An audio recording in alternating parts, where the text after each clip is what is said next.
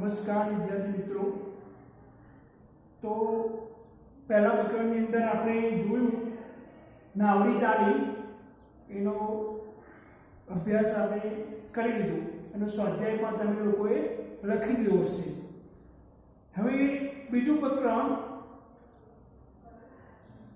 ઠંડી, જે કવિતા છે એ કવિતા આપણે ભણવાની છે। कविता भणता पहला अपने थोड़ीक बाबतो जाणी लईए कि आ कविता परीक्षानी अंदर मौखिक जे परीक्षा लेवाय, क्रियात्मक परीक्षा लेवाय एनी अंदर आ परीक्षा मोढे बोलवानी रहेशे। એટલે વિદ્યાર્થી મિત્રો તમારે આ કાવ્ય મોઢે તૈયાર કરી દેવાનું, જ્યારે પણ પૂછવામાં આવે ત્યારે તમારે મોઢે બોલવાનું રહેશે અને એ પ્રમાણે તમને એના ગુણ મળશે। तो तमारी बधानी पासे पुस्तक हशे ए तमे पुस्तक खोलो अने पुस्तक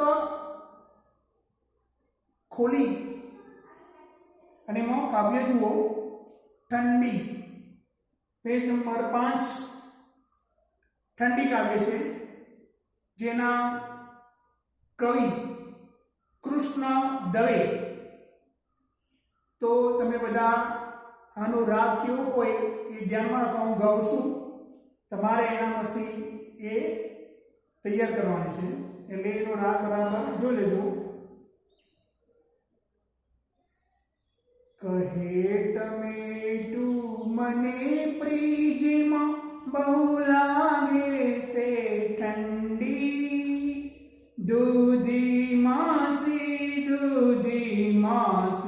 ચટ પહેરાવો બંડી।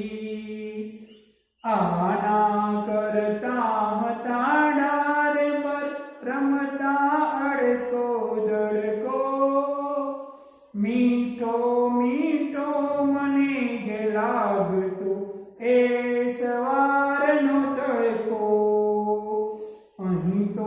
अहीं बसतो से ठंडी ठंडी अने बरफना गाम, कोणे प्रीज बनायु जेमो नथी हूँ बनो नाम। त्यो दरवाजो खुलो प्रीजनो लेवा माटे दारी, मोरा भाईए टामेटाने टपाक टपली मारी। दड़ दड़ करतू गयु टमेटू सेक प्रीजनी बार, बारी माथी सूरज जोयो नथी खुशीनो पार। त्यो नाना बे किरणो आव्या पार करीने सड़को, कहे टमेटा राजा पहेरो मीठो मीठो तड़को। तो आ थी आपणी कविता, आ एनो राग हतो। आ राग प्रमाणे तमे कविता तैयार करी देजो अने आना करता વધુ સારા રાગ જોઈતા હો તો તમે YouTube ની અંદર ઠંડી ચેપ્ટર લખજો એટલે તમારી સામે એ ઠંડી कविता આવી જશે અને એનો રાગ તમે બીજો પણ તૈયાર કરી શકો। પણ સારો અને સરળ રાગ તો આ સારો છે। તો અહીંયા ઠંડી કાવ્ય એનો સાર જોઈએ। હવે એનો ભાવાર્થ, કહે ટમેટું મને ફ્રીજમાં બહુ લાગે છે ઠંડી। તો અહીંયા टामेटू कहे छे कि मने आ फ्रीजनी अंदर तमे मूको छो त्यारे मने खूब ठंडी लागे छे। आपणा घरनी अंदर फ्रीज हशे अने फ्रीजनी अंदर लोको टामेटा मूकता हशे, पण एक आ काव्य छे। तो अहींया टामेटू पोतानी व्यथा रजू करे छे कि फ्रीजनी अंदर मने केवी केवी व्यथा अनुभवाय छे, मने केवुं दुख लागे छे, मने केवो अनुभव थाय छे ए આ ફ્રીજની અંદર રહેલું ટામેટું કહે છે, કહે ટામેટું મને ફ્રીજમાં બહુ લાગે છે ઠંડી, મને આ ફ્રીજની અંદર ખૂબ ઠંડી લાગે છે એવું ટામેટું કહે છે. તો દૂધી માસી જટ પહેરાવો બંડી. ફ્રીજની અંદર ટામેટું પણ હતું, દૂધી પણ હતી, બીજા શાકભાજી, દૂધ ને બીજું ઘણું બધું અંદર ભરેલું દેખાય છે તમારી સામે. તો એની અંદર દૂધી હતી. એ દૂધીને કહે છે ટામેટું કે દૂધી માસી મને જલ્દી બંડી પહેરાવો, મને અહીંયા ફ્રીજની અંદર ખૂબ ઠંડી લાગે છે, હું રહી શકતો નથી. આના કરતા હતા ડાળ પર રમતા અડકો દરકો. આ ફ્રીજ કરતા તમે ડાળ પર ખૂબ આરામથી ખૂબ આનંદથી રમતા હતા, અડકો દરકો રમતા હતા. જેમ આપણે અડકો દરકો રમીએ એમ ટામેટું કે અમે ડાળ પર અડકો દરકો રમતા હતા. એક ડાળથી બીજી ડાળે અમે હવાથી જતા હતા અને આવતા હતા, તેને મજા આવતી હતી. અહીંયા ફ્રીજની અંદર તમને મૂકી દીધા અને ઠંડી ખૂબ લાગે છે. મીઠો મીઠો મને જ લાગતો એ સવારનો તડકો, અને સવારનો તડકો મને ખૂબ જ મીઠો લાગતો હતો. સવાર પડે, સૂરજના કિરણો અમારી પર પડે અને તડકો મને ખૂબ મીઠો લાગતો. અહીંયા તો બસ કંઈ તડકો દેખાતો નથી અને ઠંડી છે. અહીં બસ તો છે ઠંડી અને બરફના ગામ. અહીંયા તો ચારે બાજુ જોઉં છું ઠંડી, કે ગરમાવો દેખાતો નથી. ઠંડીનો વિરોધાર્થી ગરમાવો. અહીંયા ગરમાવો દેખાતો નથી, અહીંયા તો ઠંડી લાગે છે અને બરફના ગામ, બરફના થર જામી ગયેલા આ ફ્રીજની અંદર મને દેખાય છે, બીજું કંઈ દેખાતું નથી. અહીંયા હું ખૂબ કંટાળી ગયો છું. પછી આગળ કહે છે કોણે ફ્રીજ બનાવ્યું જેમાં નથી હૂંફનું નામ. આ ફ્રીજ કયા વ્યક્તિએ બનાવ્યું, આવું શું કામ બનાવ્યું છે? જ્યાં કોઈ હૂંફ, જો ભાઈ આપણે હૂંફ મળે એકબીજાને હૂંફ એટલે ગરમાપણું, એને હૂંફ કહેવાય. અહીંયા હૂંફ એકબીજાને મળતી, બસ બધા ઠંડીથી જુજી રહ્યા છે. અહીંયા હૂંફ જેવું નામ નથી. આવું ફ્રીજ કોણે બનાવ્યું, કયો વ્યક્તિ છે આપણે બનાવનાર? ત્યાં દરવાજો ખુલ્લો ફ્રીજનો લેવા માટે ધારી. ત્યાં દરવાજો ખુલ્લો ફ્રીજનો, ધારી અને એક પ્રકારની મીઠાઈ. ત્યાં દરવાજો ખુલ્લો ફ્રીજનો લેવા માટે ધારી. ઘરનો સદસ્ય આવ્યું અને ધારી લેવા માટે એને દરવાજો ખોલ્યો. ધારી એટલે મીઠાઈ. મુરાભાઈએ ટામેટાને ટપાક ટપલી મારી. તો મુરાભાઈ અંદર બેઠેલા હતા અને ટામેટાને ટપાક ટપલી ધક્કો મારીને બહાર કાઢી મૂક્યા. ટામેટું તો ગોળ હોય, દળતું બહાર આવ્યું. બારીમાંથી સૂરજ જોયો નથી ખુશીનો પાર. અને જેવું ફ્રીજમાંથી બહાર આવ્યો અને બારી હતી નજીકમાં, ફ્રીજની નજીક બારી હતી, આપણે ચિત્રની અંદર દેખાય છે. ત્યાં સૂરજનો તડકો જોયો. સૂરજ જોયો અને સૂરજનો તડકો જોયો એટલે ખૂબ જ આનંદમાં આવ્યો. અંદર ફ્રીજની અંદર એને ઠંડી લાગતી હતી, ગરમાવો નહોતો, તડકો પણ નહોતો, અને બહાર આવીને સીધો સૂરજ, બારીમાંથી સૂરજનો તડકો દેખાયો એટલે એને આનંદનો પાર આવ્યો, ખુશીનો પાર આવ્યો, ખૂબ જ આનંદમાં આવી ગયો. ત્યાં નાના બે કિરણો આવ્યા, પાર કરીને સડકો. ત્યાં બારીમાંથી નાના કિરણો પસાર થયા, સડકો અને સડક, ઘણી બધી સડકો પાર કરીને સીધા અંદર આવી ગયા.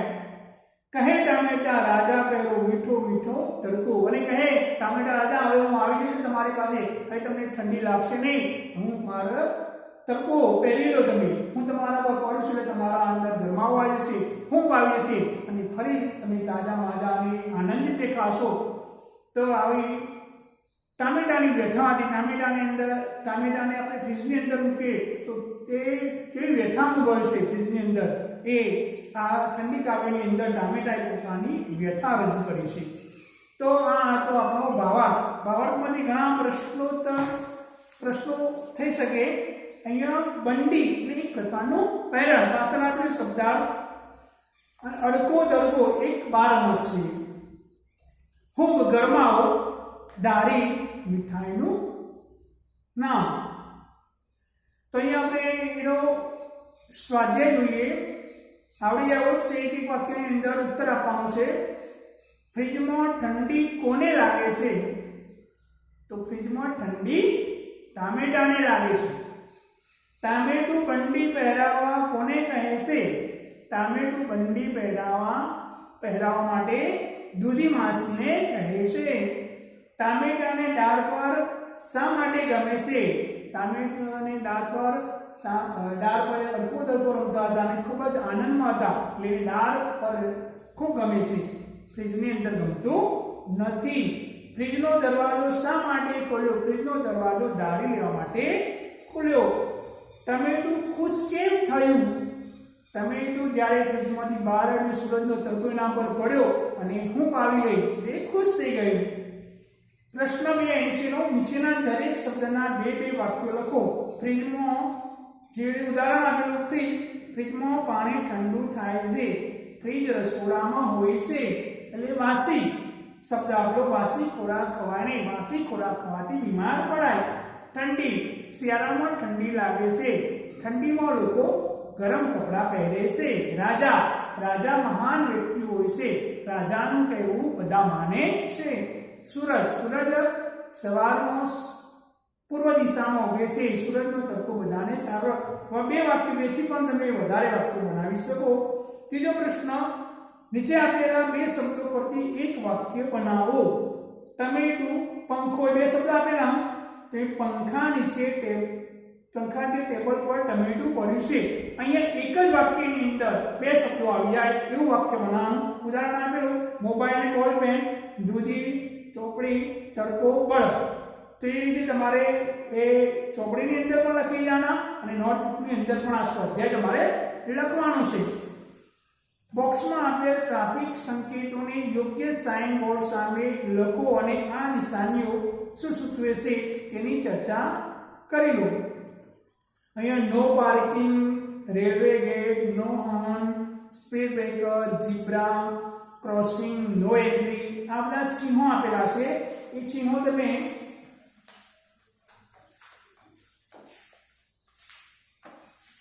પુસ્તકના આપે નહીં અહીંયા, પણ તમારે આ ચિહ્નો જોઈ લેવાના કે એક વાય ચાલે છે એના પર, તો અહીંયા નો જોઈ લેવાના. એ ચિત્ર પ્રમાણે તમારે એ અંદર લખવાનું અને સંકેત શું બતાવે છે એ પણ લખવાનું.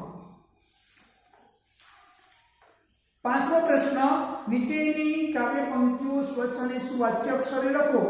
એ પંક્તિઓ આપેલી છે એ તમારે એવી સારા અક્ષરે ચોપડીમાં પણ લખવાની અને નોટબુકમાં પણ લખવાની. કાવ્ય પંક્તિ પૂર્ણ કરો. આના કરતા હતા એટલે લખવાની નું નામ ત્યાં સુધી. પ્રશ્ન નંબર 7, ઉદાહરણ મુજબ કાવ્યમાંથી પ્રાસવાળા શબ્દોના જોડકા બનાવો. અહીં ઉદાહરણ આપેલું ઠંડી બંડી, તો અહીંયા કાવ્યની અંદર જો ઠંડી મને ડેટકો, તડકો, ગામ, નામ, ધારી, મારી, બહાર, પાર, તડકો, સકો, એ પ્રાસવાળા શબ્દો. એના પછી નીચેની પંક્તિઓ વાંચો. પંક્તિઓ વાંચવાની, લાલ લાલ મરચાજી, તીખી તીખી ચર્ચાજી. તમે પણ આ પંક્તિ બનાવીને લખો. દોડા દોડા મુરાબાઈ, તેથી લાગે રૂડાબાઈ. એક એવી બને, મમ્મી બોર લાવે, સાર્થકને બોર ભાવે.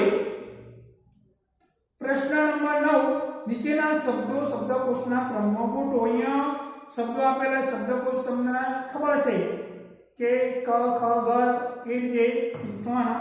તો અહીંયા ટામેટું, બંડી, ઠંડી, બંડી, તડકો, સૂરજ. તો અહીંયા ટામેટું, ઠંડી, તડકો, બંડી અને સૂરજ એ પ્રમાણે એનો ક્રમ. પેલું ટામેટું આવે, બીજા નંબરે ઠંડી આવે, ત્રીજા નંબરે તડકો આવે, બંડી આવે અને સૂરજ. તો આ તો આપણો સ્વાધ્યાય. તમારે આ સ્વાધ્યાય તમારી નોટબુકમાં લખવાનો અને ચોપડીની અંદર પણ કરવાનું. તમારી પાસે હોય તો, ના હોય તો લાવી દેજો અને લખવાનું ચાલુ. કારણ કે પહેલી પરીક્ષાની અંદર 30 જુલાઈની અંદર પરીક્ષા લેવાની છે, એટલે પહેલું અને બીજું પ્રકરણની અંદર પૂછવામાં આવશે. તો તમારે આ પહેલું પ્રકરણ અને બીજું પ્રકરણ પાક્કું કરી દેવાનું જુલાઈ સુધીમાં. તો આ તો આપણો ઠંડી કાવ્ય અને એનો અભ્યાસ સ્વાધ્યાય. અસ્તુ. ભારત માતા કી જય.